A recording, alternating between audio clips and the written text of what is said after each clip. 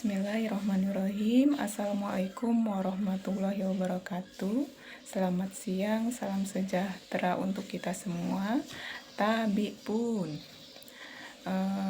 Perkenalkan, nama saya Sulasmi dengan NPM 25710033. Di sini saya akan menjelaskan tentang resiko dan return investasi serta portofolio investasi.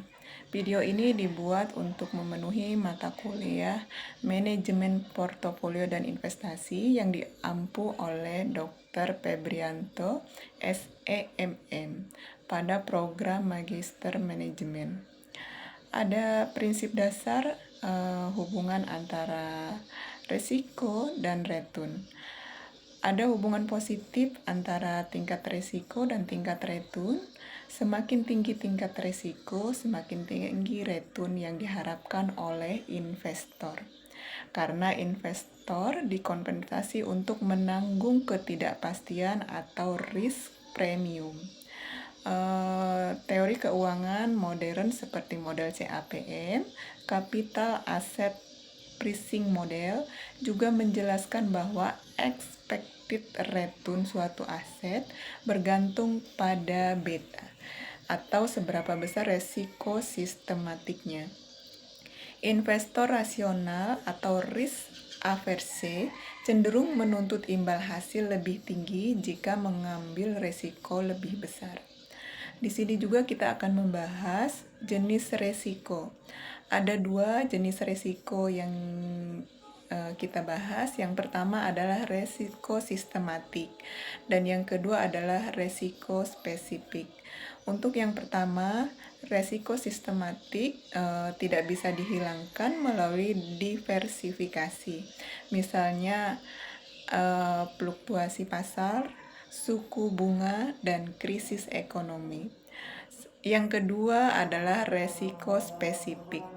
Resiko spesifik ke perusahaan atau aset tertentu, misalnya di sini adalah manajemen perusahaan yang buruk serta masalah operasional.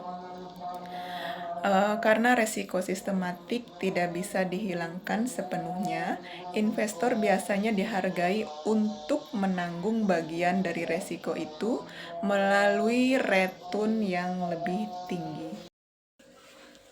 Selanjutnya kita akan membahas tentang implikasi pada pengambilan keputusan investasi.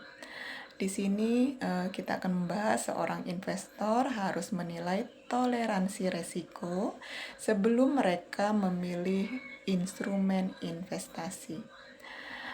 Harus ada trade-off jika mengejar return yang sangat tinggi. Kemungkinan jatuh ke resiko yang lebih besar. Sebaliknya, investasi itu akan sangat aman. Misalnya obligasi pemerintah jangka pendek, mungkin itu returnnya akan lebih rendah. Penting juga mempertimbangkan jangka waktu investasi. Investor jangka panjang mungkin bersedia mengambil resiko yang lebih besar karena punya waktu untuk memulihkan kerugian. Oke, selanjutnya kita akan membahas tentang faktor-faktor yang mempengaruhi perbedaan tingkat risiko antar investasi. Yang pertama itu ada kelas aset, yang kedua ada likuiditas, yang ketiga ada volatilitas harga, yang keempat ada risiko regulasi atau politik. Selanjutnya yang kelima adalah suku bunga dan kondisi ekonomi makro. Yang keenam profil investor dan yang ketujuh itu ada kondisi teknologi atau platform investasi. Manfaat tanpa mengorbankan return signifikan.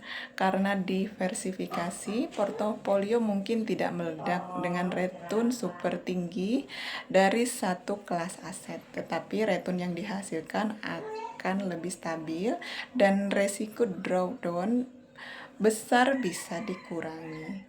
Metode modern atau MPT memungkinkan memilih portofolio pada efisien frontier, yaitu portofolio yang memberikan return tertinggi untuk level resiko tertentu atau resiko terendah untuk target return. Sebagaimana penelitian yang dilakukan oleh Adriansa di Indonesia menunjukkan bahwa diversifikasi portofolio menghasilkan rasio Sharpe lebih tinggi. Artinya, efektivitas risk atau return lebih baik. Demikian penjelasan dari saya mengenai resiko dan return investasi serta portofolio investasi. Semoga video ini bisa bermanfaat untuk teman-teman semua. Dan saya akhiri, wassalamualaikum warahmatullahi wabarakatuh.